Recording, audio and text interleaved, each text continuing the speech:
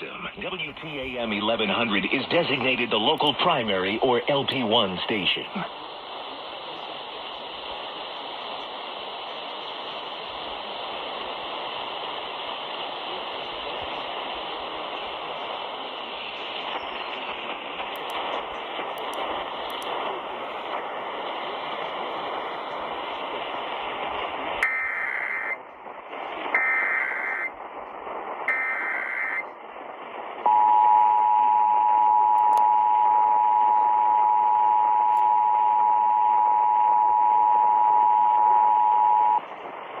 This is a statewide test of the Ohio Emergency Alert System, originating from the State Emergency Operations Center in Columbus.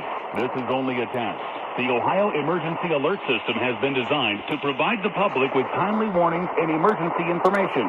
Had this been an actual emergency, you would have received instructions and information related to that emergency over this and other stations in your area.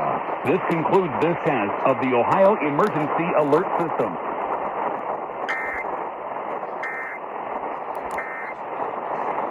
This is WTAM Cleveland. Now would be a great time.